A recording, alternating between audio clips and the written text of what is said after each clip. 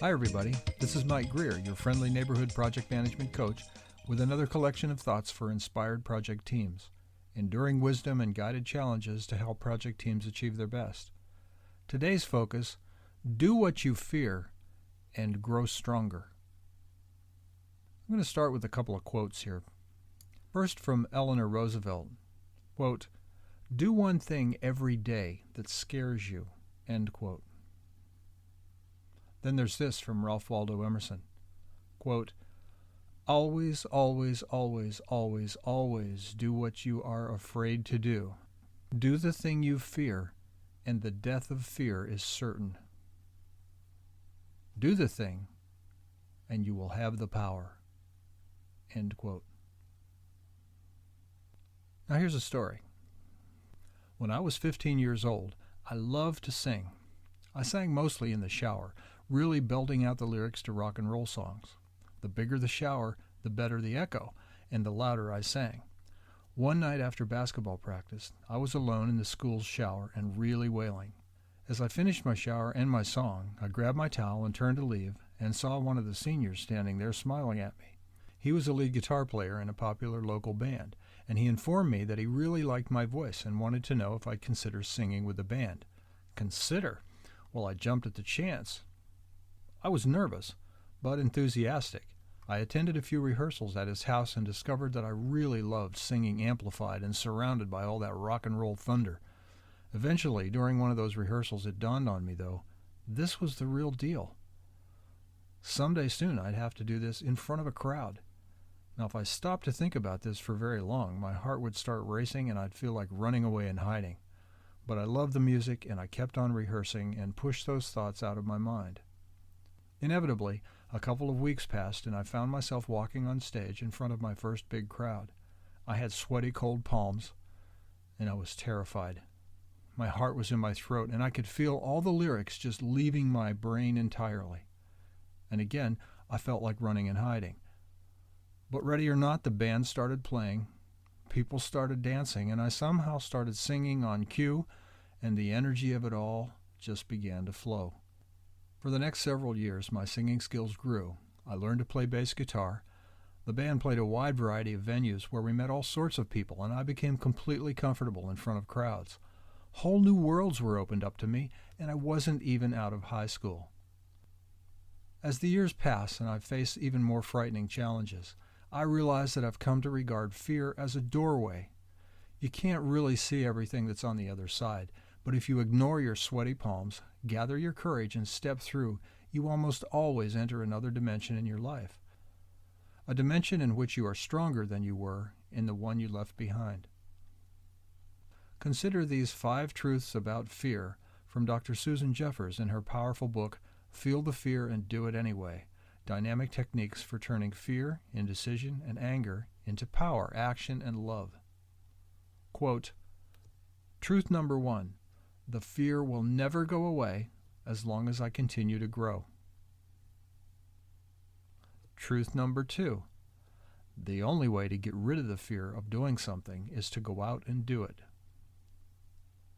Truth number 3, the only way to feel better about myself is to go out and do it. Truth number 4, not only am I going to experience fear whenever I'm on unfamiliar territory, but so is everyone else. Truth 5, pushing through fear is less frightening than living with the underlying fear that comes from a feeling of helplessness." End quote. These are powerful ideas. Dr. Jeffers recommends that you copy these 5 truths, post them, and read them once a day for the next month. The object of the game, change your relationship with fear. See those situations that you fear as they really are, as opportunities to stretch and grow stronger. Okay, let's accept the premise that these 5 truths can help change our overall attitude toward fear in general. But what about that huge, specific fear you're facing right now?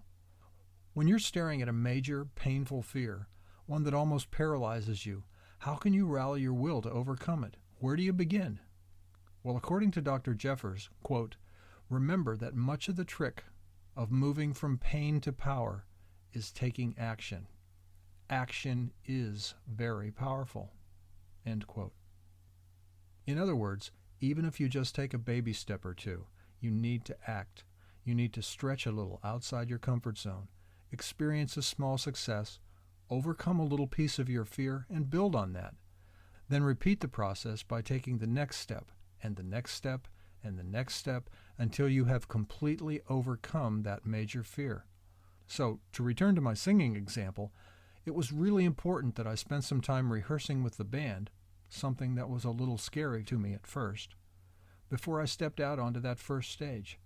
And it also helped that that first small crowd was made up of sympathetic friends and relatives who welcomed the band.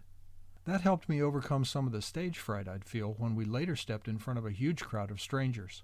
So I took baby steps. Little by little, I chipped away at that larger fear by confronting it a piece at a time. But what does all this mean to project teams and project managers? Let's consider a typical example of something that strikes fear into the hearts of many project teams: the need to ask for more resources. Especially in these tough financial times with organizations running lean and resources hard to find, it can be frightening to tell your customer or your sponsor that you simply don't have enough people, or equipment, or money to get the job done. The idea of going to them and saying, "We need more resources," can be truly frightening, especially when you begin imagining the angry response this news might provoke. So how can you deal with this fear? Well, given this situation, you need to take some baby steps that allow you to address the fear in small increments. So you might begin by doing some research, poking around and documenting the time it typically takes other project teams to perform the tasks that your project team is trying to complete. Then, you might document how your customer or sponsor has added features and deliverables to the project that's going to result in overtime for some of your project team members. Next, you might organize your findings into a presentation for your customer or sponsor. Then you might rehearse the meeting where you present your case for more resources with another manager playing the role of your sponsor or customer. By gathering data, organizing your thoughts, rehearsing your meeting, you're taking little baby steps that help you get comfortable with your fear a little at a time. And you're growing at each step. Finally, you develop enough strength to step through that door and deliver your message. Sure, it's still a scary situation and you feel fear, but you've made yourself strong enough to endure the fear and get the job done. In short, you've learned that when you do what you fear, you grow stronger. In Susan Jeffers' words, quote, "Commit yourself to pushing through the fear and becoming more than you are at the present moment. The you that could be is absolutely colossal." End quote. So here are some challenges for you. You, project manager, project team leader, reflect on these questions. Recall a major achievement, something you're really proud of. What were the most difficult challenges you faced? Were there times that you had genuine fear while working toward this achievement?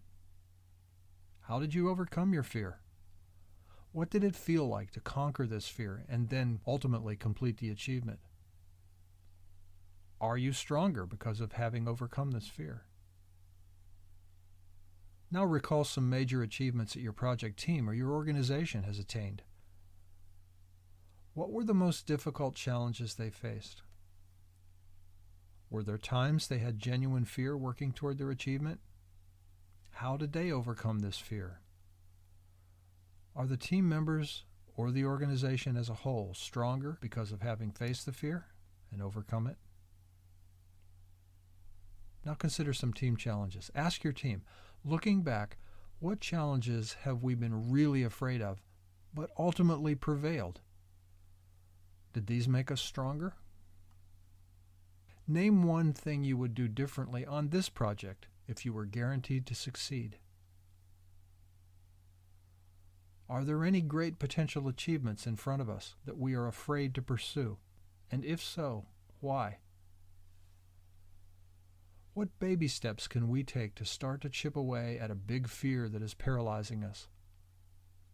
Should we practice, maybe? Get coaching? Do some sort of rehearsal? Visit someone else who's done this thing that we're trying to do and find out how they do it? And finally, project manager, consider these challenges. Make an inventory of ways your project team has faced really frightening situations and prevailed. Remind them how fearful they were and remind them how strong they are now that they have overcome their fear.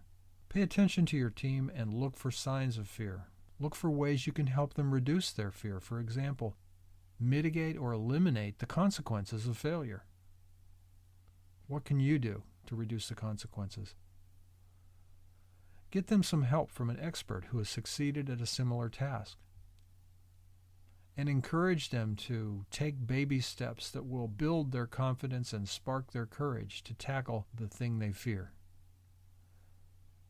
And finally, praise their courage at making strong efforts to overcome their fear and try new challenges, even if they fail. To learn more, you can go to Philosopher's Notes and get the full notes and MP3 on Susan Jeffers' Feel the Fear and Do It Anyway. Or you can go to learnoutloud.com and get the 6-hour version of Susan Jeffers' Feel the Fear and Do It Anyway. And as always, you'll find links to all of these resources at the Inspired Project Team's blog. Look under the post, Do What You Fear and Grow Stronger. If you enjoyed this episode, be sure to check out inspiredprojectteams.com for more great ideas to inspire your project team. We're also available on iTunes.